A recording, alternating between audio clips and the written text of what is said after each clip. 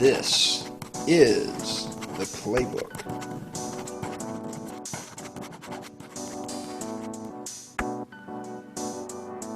Today we have Chad Lipes joining us as a guest, the varsity boys basketball coach for Galax High School. And we're talking about recruiting, hopefully some coaching experience, things like that. I'm actually excited for this podcast. Just with playing against Chad when he was in Lynchburg, then Lynchburg College, now University of Lynchburg. I'm really interested to see what he has in terms of his experience as a grad assistant at Lynchburg, and then also his transition into the public high school arena. But as far as Oak Hill goes, we're trucking along here in COVID. Everybody's seen you're keeping track with the NBA.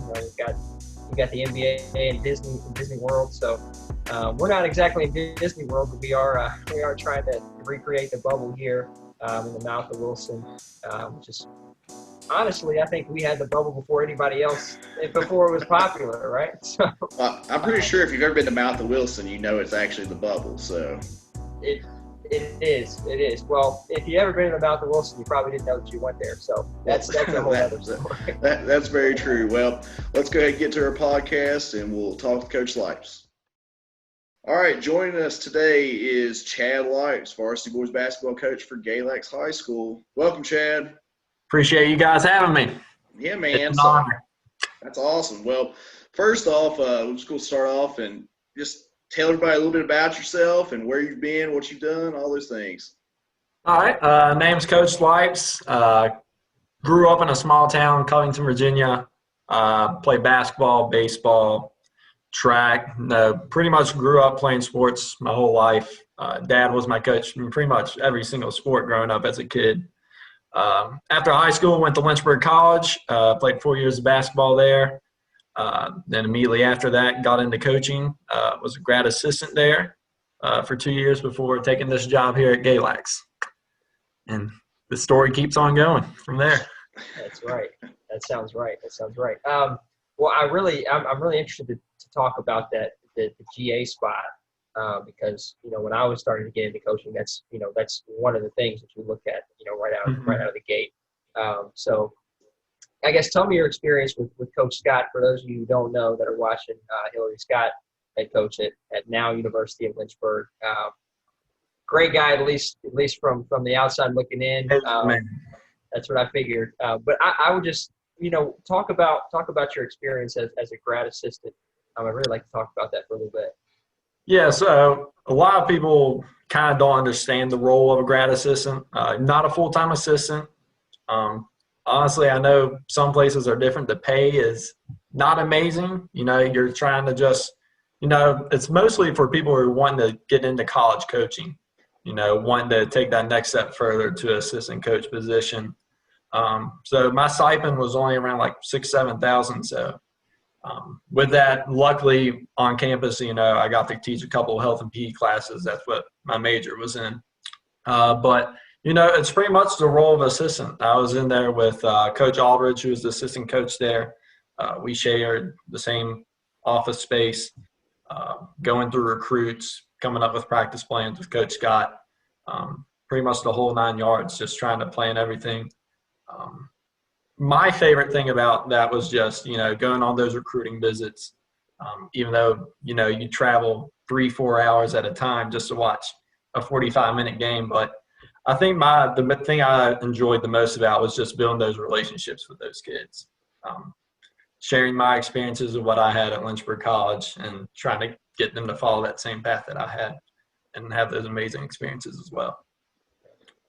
So when you're talking about recruiting there, just kind of going, most parents are always asking, and then some coaches don't even know because they haven't dealt with recruiting and stuff. How does that process kind of work so people can get kind of an idea of how a recruiting process works, especially at the D3 level or something like that, or D2 as well?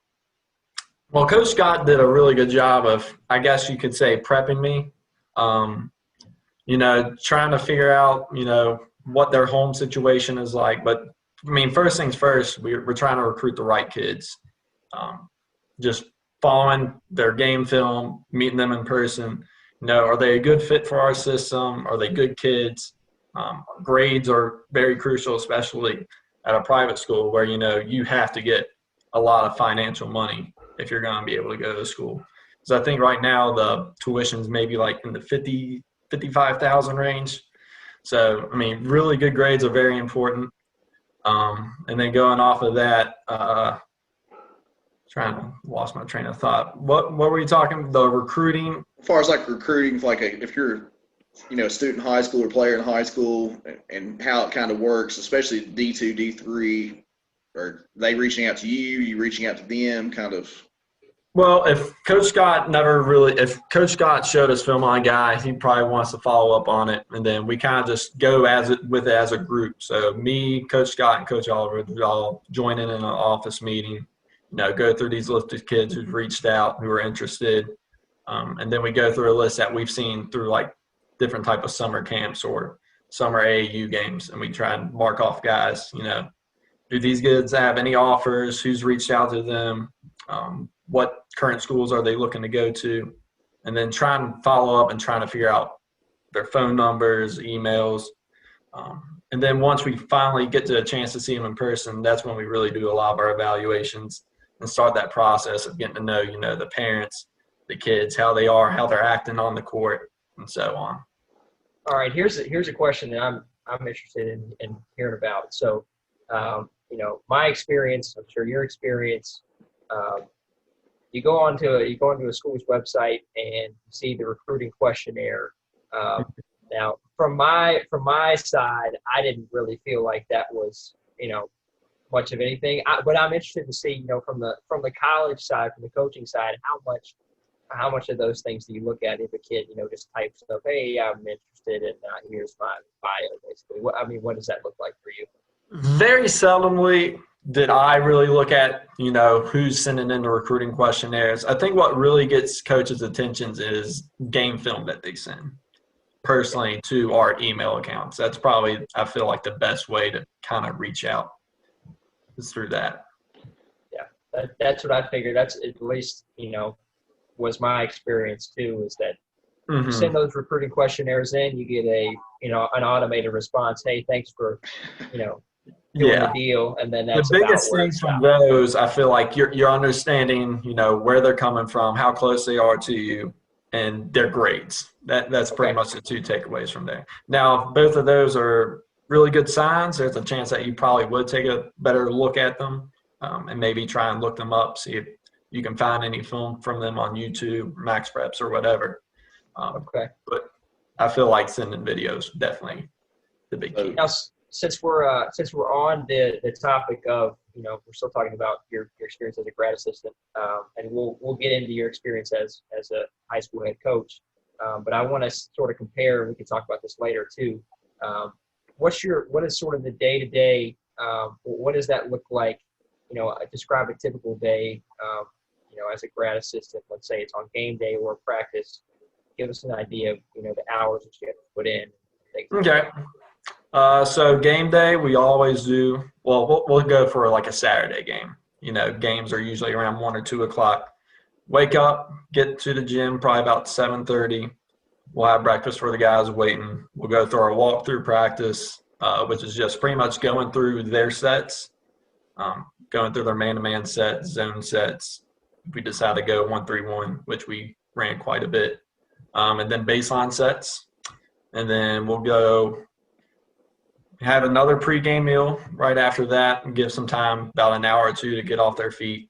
And then they'll go eat pregame meal, come back to the gym probably an hour and a half before the game, getting shots up, in Lynchburg, we were a very energetic team. So, music's always blasting. Guys are joking around, but when it's time to get serious, once the 60 minutes hits the clock, they're usually pretty serious.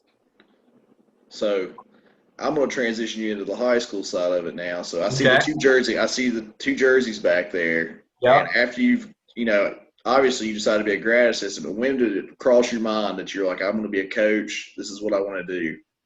Oh, definitely in high school. High school was very interesting. Not too many guys really took the game serious. Now, we did have some great athletes, but the high school experience was just I didn't really understood what it took to take to that next level. So my freshman year, I actually just played JV at Lynchburg College. And so that's what really inspired me, that work ethic that you see guys doing every day in the gym. So I really didn't really see that in high school, but that's when I knew that I really wanted to get into coaching. Just understanding from where I'm at now coaching to compare to what we did in high school when I was a player. Like when I was in high school, we watched zero film. And now I'm seeing, I know everybody in the Mountain Empire District watches film hours and hours at a time. And, I think Lynchburg really prepped me for that because, even as a grad assistant, I was still in charge of scouts, watching Clay Nunley's sets at Roanoke College or even when he was at Randolph, and just preparing for, having to make sure that you were prepared for everything that you saw on the court during that day. And I don't think there's any better feeling when you see a team come down the court and they call out their set and you know exactly where your guys are supposed to be, what you're supposed to do on these screens and being in the right spot. Really, really makes you proud as a coach. It sounds good to me, and I agree. When you just see that motion and things are clicking, it makes you feel like you've done something right at least for a couple of seconds, and then you go back to thinking. And the stress comes back when we get to the other end. Right. But all right, so we asked this question too, and this is obviously you're new to the head coaching experience, so. What has been, some of the best parts, and maybe they're similar to your experience at Lynchburg, but I want to know, some of the best parts that you've had, best experience you've had as a head coach, as well as, what is the hardest part about coaching, especially in a public school in a small town. What are some factors that come into play there? I think the best part right now is, I finally – no offense, but I actually get to do the stuff that I want to do instead of being told, which, I feel like everybody wants to do that. That's not to say I still do a lot of the stuff that Lynchburg College does. I still preach on energy, still run a lot of the same sets that they do. I'll steal these now. Yeah, no one write these down. And then I feel like the hardest part right now is, especially this past year, first year, I didn't get my guys until a week before our first game, just due to the fact that our football team had an amazing year. So made it to the state championship. Right after that state championship game, they had to take a couple of days off. And then 1 week later, I had my guys like Cole Pickett, Keaton Beeman, and all those guys a week before our first game against Rural Retreat. Right. So very, very tough. And, just as a head coach, trying to put in all that amount of stuff just to have something in for your first game was very difficult. It's hard, obviously as a coach, it's also hard for those kids too. I remember, you played multiple sports, I played multiple sports, and, as soon as, the football season ended or, once I came to Galax, our season ran in, the late November as well from a cross country standpoint. So we ran the state championship meet, and I think Coach Dixon gave us a day off. We got a day off from I can believe it. from being in running shape, a day of rest, and then you're back in the gym, and your whole mindset just sort of has to shift, and you've got to move differently. And basketball shape. That's the thing too. Basketball shape is a whole lot different than football shape, and I think it was kind of an eye-opening experience for the guys. Going straight from the football field to constantly running back and down up the court. Now, needless to say, that first game we did get a lot of transition buckets, and I think it was our highest scoring total of the year. Surprising. So with that, now this is going to be your second year, and so this is kind of like a question that's layered because, the previous two coaches we've had on here, we've had, Coach Bill, and we've also had Coach Ahmed on here, and they've coached for a lot of different years. So when you first got there versus now, the question is like, what were your focuses on how you were going to build your program and how you're going to continue to build your program so you can get it to grow and for what you want it to be, because you're still implementing everything you want. It takes time for you. Yeah, still trying to implement everything. I don't think anything has been concrete the way I want it to. But like I said, one thing I'm still trying to take away from Lynchburg is that energy factor. And, I think that is just going to take time, just from the fact that I think the coaching styles before me have been a little different. Guys are just, when a big play happens, we're starting to make that jump to where, guys are getting excited, cheering on their teammates. And I know Cliff has seen it. Like, that is what we preached on at Lynchburg. Like, we would have to actually run suicides in 22s if, like, we would film our bench during the game. And if there was guys not getting excited, we would run. And so that's one thing. But I think what I've been trying to focus on mainly is, putting in different offenses for different situations, and then still trying to harp on kind of like a pack line defense, which is still taking a little time, which is expected. That's stuff that's just going to take a couple of years, if more. Right. And with the buy-in, I mean, that's the thing, is it's just the first year you ever come into any situation, you're trying to win over all these kids. You're trying to form these relationships, and every kid is different. And if you've ever coached before, you're either going to learn that or you're not going to coach long. Those are basically your two options, because that'll eventually run out. And so the thing is getting into the buy-in, and when you're just constantly trying to get to know each other. And so what are some ways you get to know some of your players and things like that, so that way you can get that buy-in? Well, I think we only got a chance to go. One time when we had an early morning practice, we had a group meeting at Hardee's. But that's some stuff that we definitely need to implement more of, I think, is just team bonding activities. When we were at Lynchburg, we would kind of have like a book that we would read each year. Like one year, I think it was Toughness by Jay Billis, and then one year it was One Word, which you kind of like pick up your one word. I think one of the schools might have been the middle school this past year or something, that you kind of just, your word finds you, and then that's your word for the entire year. So I remember one year when we did it, mine was strive. You had to explain to your teammates why you chose that word. How's that going to make an impact on our basketball team, and so on. So different things like that. There's a bunch of group activities you can do. Yeah, I found, in my short little stint as a coach so far too, this would be my second year, but I think a lot of people they underestimate the value of, creating that team culture, the energy you're talking about. I know, from my experience last year, those are some things that are super important. And it even comes back when we're boarding school. It even comes back to how we interact with each other in the dorm. I'm sure the same thing is true, when you were at Lynchburg. I mean, even, just basic everyday things, taking that back and taking responsibility for yourself, and then also for your teammates, and, just being around each other. It really does. And you either see it positively or you see it negatively on the court.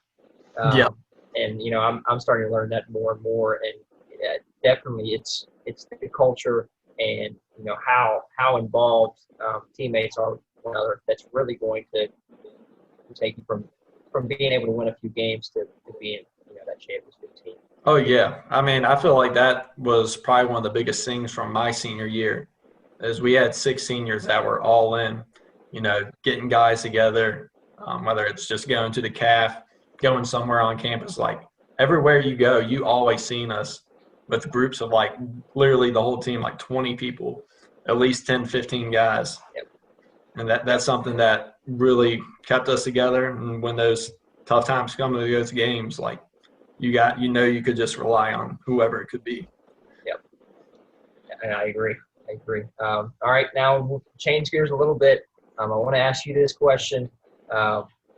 The whole playing time philosophy thing, we're going to ask – I hope to ask this question to every coach we come into contact with. Because, I just want to hear, from your perspective. I'm sure playing time isn't an issue at a small town, so you probably don't have to deal with that a whole lot. But tell me what your experience has been with that so far, and as well, your in-game substitutions, how you go about doing those things as well. So we're going playing time as a high school coach? Yep, playing time as a high school head coach, yes, sir. The best players will always play. best players will always play. Doesn't matter if you're a freshman, senior, the best players will always be on the court. All right, so I've got a follow-up to that. Okay. He's like, man, I didn't know I was going to get grilled by this. So, best player. That smile's making me nervous, Coach Bucket. It'll be all right. No, but I mean, I agree with you. Best players do play, and that's how you're going to pick it. And I would add to that probably your best, depending on the situation too. Late game, there's 4 seconds left and you're on defense, definitely your best defenders, obviously. Yeah, so it's just your situation too. So I didn't want to get you in trouble, I do work with you, so I want to make sure, we covered that base so we didn't get you in trouble. Appreciate it. Go ahead, Cliff. No, I mean, it makes, I think that's a great answer. I mean, and it's easy to back up. I can answer this now since I'm not coaching anymore. Yep. I just retired from coaching, so unless I do AAU, and that's a whole other issue. I don't even want to touch that question. AAU. I see you getting in the AAU. Maybe I don't know. I might coach one of y'all's boys' teams or something, or one of the girls' teams. We'll figure it out, but that's another discussion. We'll talk about that later. Yeah, exactly. All right, so off outside gameplay, we're talking about practices, and I know that the first couple of weeks of practices is really abnormal in terms of how you structure things. But once you get into the meat of your season, how do you structure your practices? I'm sure you're probably drawing from Coach Scott a little bit on that too. So what does that look like? Well, as the season goes on, you're going to want to put in more plays. So starting off the beginning of the year, just your basic offenses, a couple of one hitters here and there. Maybe like 2 or 3 baseline plays, and as the season go on, just trying to add more plays, and then trying to figure out your game schedule for each week. Trying to make sure that the day before a game, it's kind of just a walkthrough practice, getting shots up, giving them time to rest their legs before that next game comes on. And then, day after the game, this is where I live during basketball season. I could have had a bedroom in here, but decided to make it office. Because I knew I would live in here right after the game, come in here, pop the tape in, and, try and figure out stuff that we can work on. And then so the day after that game, have clip tape ready, trying to fix on our mistakes, trying to notice what we did well, and pick up on stuff like that. All right, so I'll follow up because you kind of hit on it a little bit. But as far as, like, game preparation, you have your practices, you're using game film from previous, you're doing game prep. With your game prep, how do you use your game preparation, and how do you kind of, develop your game plan throughout the, because basketball is different than football. You have once a week in football, 1 game a week. Basketball, especially if we get snow, you might have 4 games in 1 week, or if you play in a tournament like the Fort Chiswell tournament you play in, you get 3 games in a row. So how do you, make a game plan and, prepare before each game? Yeah, so going back on that, Chiswell tournament from this year, playing 1 game, you have the option of playing 1 or 2 teams. And so luckily for us, we played kind of the earlier games. And so, just staying after our first game, watching the 2 teams play, and then trying to take notes as best as you can on those 2 teams. And then before all that, you got the option, you're going to play one of those 2 teams. So just reaching out to different coaches, seeing what game film you can get. Which is kind of actually pretty tough for a first-year coach. You don't really have those connections with other guys in the district and outside the region just yet. So trying to just get your name out there, reaching out to coaches, trying to trade game film back and forth, and so on. Yeah. And so I want to ask you this too, and I know that we talked about Coach Scott a lot. And you did mention that you're taking some things as far as sets and stuff from him. But just in general, maybe it's one takeaway or a couple of different takeaways. What have you learned? What's something that you've learned from other coaches? Whether it's around the area, maybe you see it on film. What's something that you've taken away from somebody else and try to implement with your guys? That's a tough question. Yeah. Honestly, most of the stuff that I've learned is from Coach Scott. But I mean, some of the other things that you notice is the quick game decisions that these other coaches are making. Like Auburn's Coach Miller Ronzi, does a really good job of making adjustments on the fly. First game this year, I think we held his son, who is the state player of the year, had a really great season. I think we held him to 6 points. We kind of ran like a box and one, and then making sure that other guy on the opposite wing was our help guy, but made really good adjustments of getting his other guys open right underneath the basket. And so that was really tough for us as a group to just make those decisions on the fly, which he excels at. I think he's a great coach. And then other things, I think one of the biggest things that I needed to learn this year was time management, seeing how long guys were in games. So that's one thing I definitely need to improve on. All right, so I'm going to follow up on something because when you said time management, it just reminded me of something. I remember the first time I ever coached a game, because it's different when you're the head coach of a team, especially a basketball game. How fast did the game seem to you the first time you coached it? Like when you were the head coach of the very first game as a head coach against Rural Retreat, I think the game flew by. I think it actually flew by, and we still there was a couple stoppages in play, like Cole Pickett, very first game, doesn't get hurt the whole entire football season. 2 minutes in, has to get stitches going across his eye because he runs into a kid's elbow. Outside of that, I mean, the game really did fly by. I think we won by 30 points or something. I think it was our biggest win of the year. But, I mean, it really felt like the game lasted like 30 minutes. Well, and with basketball, that's the thing is that if a parent listens to this, I want them to understand that basketball goes so fast when you're on the bench that it does. You feel like your substitution, and you look and the half's over and you forgot to sub someone in here. You're trying to find first quarter. You're trying to get someone in, every 4 minutes, and then you look at the clock and there's 58 seconds left. And you're just like, what happened? Well, I can remember I used to coach. Like when I started out, I coached 8th grade. And I coached as an assistant at Carroll, then I coached Cliff's team, and it was 6-minute quarters. And literally I would blink and it would be like halftime, and I'd be like, oh my gosh, what are we going to do? I've got to figure out. I haven't subbed somebody. You got to think those teams, I mean, Cliff and them's teams were probably winning by 30, 40 points each. Well, they might have. We're not going to get it. I might offend somebody later on, so I won't get into that right now. Oh, goodness, let's do that. But no, that team did pretty well. I don't think they lost maybe 2 games, I believe. But, it had nothing to do with the coaching. When you have the horses, you don't have to worry about doing too much coaching. You just get out of the way and say, let's go. Delete. Yeah. I had about 3 or 4 horses. I could just get out of the way, and they'd do work. So I'd just be like, all right, let's just press, and I'll let you all figure it out. So it was pretty simple. Not much has changed. I've just been really lucky a lot of times. Hey, that's part of the game too, right? I mean, look at the game last night between the Utah Jazz and Denver Nuggets. 4 seconds left. I mean, this is stuff you teach like your middle schoolers. 4 seconds on the clock, you're up 2. They get a steal. Guy goes for a layup, misses it, gives the other team a chance. Mike Conley probably could have made the shot. I mean, it was halfway in. I mean, and that could end your entire season.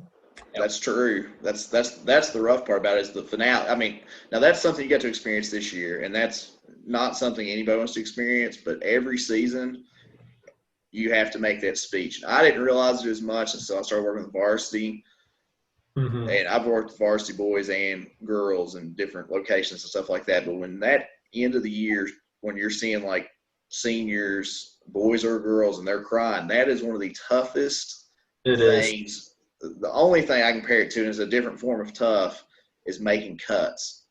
And that's just as bad because the first year they ever cut were in 8th grade when I first started doing it, and you've got a young child crying on you. They probably hate you for that moment. And then the same point, and I probably wasn't the most gentle soul back a long time ago when I coached Cliff and them, but as I've gotten older, man, some of that stuff's tough. Like seniors especially, that is really rough to see how that's going. And I always think about, especially this year, it's never easy to have a first-year head coach. Everything you're learning is different. Everything you're putting in is different. And you're just trying to tell them, this is the path that we're trying to go. We're trying to create something special here. And just knowing that when that day comes, you've been the stepping stone in getting us to that point. I mean, like that was like the group my senior year when I was a freshman. That was Coach Scott's first recruiting class.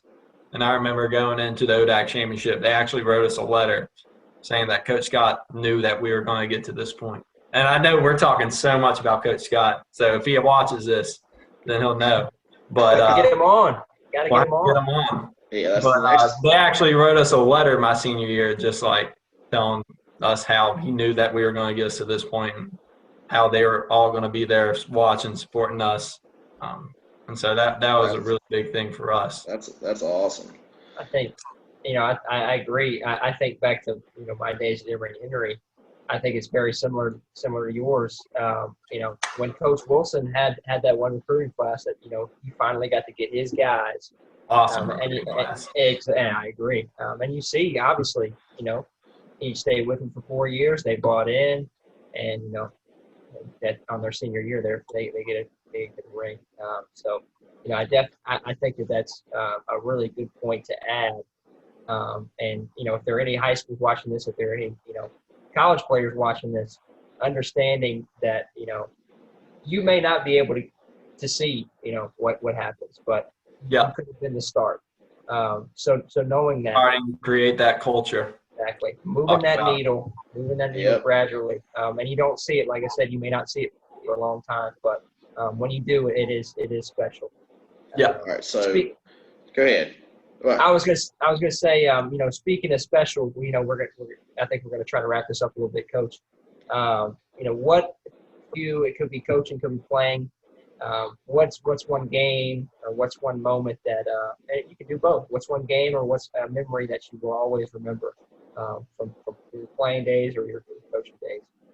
Oh man, that ODAC championship game was amazing. We still talk about it. We still got a senior group. We go on beach trips together every summer, hang out pretty much everywhere we can, even though we're all spread out the state. And we actually got one that actually just moved to Seattle. But that game was just special. We were down, I think 4 with like a minute left. And then guys were just making big plays. Austin Arnold's and one. Zach Burnett made a free throw with like 2 seconds left to send it to overtime. And they actually got a last-second shot on us in the corner. That was very similar to last night. We were up 62-60, and then guy misses just a wide-open 3 that goes in, comes straight out. And just that feeling, you get it your senior year, rushing the court, music playing, just whole crowd. And it was a Lynchburg-Randolph game, so it felt like the whole city of Lynchburg was there, and it was just amazing. So we're going to wrap it up, but we're going to ask you one last question. What's something that, people wouldn't know about you, wouldn't expect to know about you, something that no one would expect or something interesting that you do that, not necessarily with coaching or anything, but, Well, you should probably know this, I've recently got big into lifting. I like to try and lift weights now. It may not look like it when you see me, but I do enjoy going to the weight room. He can actually lift, everybody. It's shocking. We have a bet right now. I'm trying to lose weight. Yeah. Should we announce the bet? Well, I'm trying to get to like 193, and you're trying to gain to 193. So I'm at 201. I'm coming. Yeah. I'm getting there. Oh, you're closer than what I am. I think I'm at 182 now. Yeah. But let's mention that this season. First year coaching stress, lost 15. Oh, yeah. So, but now got the girlfriend's here now. She can make some good pasta dishes. So we're trying to gain that weight back. Yeah. See, what you don't know, Cliff might know this. I don't know. Cliff's dad and I had to take Chad out to eat after games. That's true. He was just stressing too much and thinking so much about the game. We're like, man, you got to eat. He kept losing weight. And I was like, we got to take you out. Now, I do have one last question. I didn't know your favorite music artist was Hoodie Allen and Chris Brown. Both. That was the go-to back in the day. I didn't know. Now, don't ask me to rap any Hoodie Allen. I didn't know if that was. Voice, I didn't know. I had no idea. It's transitioned a little bit from what was that, junior year of college? I just looked up your bio for a good laugh, so I'm not going to post your picture from when you were in college because they might think it's a high school picture. I'm not sure. Pretty much looks like it. So, well, anyway, let's wrap this thing up. We appreciate having you on. Yeah. I appreciate it. I'm just hoping we get to have this season, man. We got a good group of senior leadership.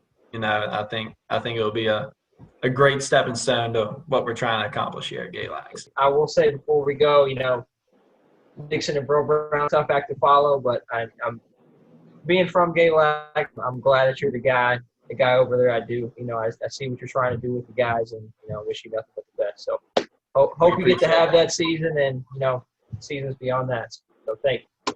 Sounds great, man. Good seeing you guys. Thank you.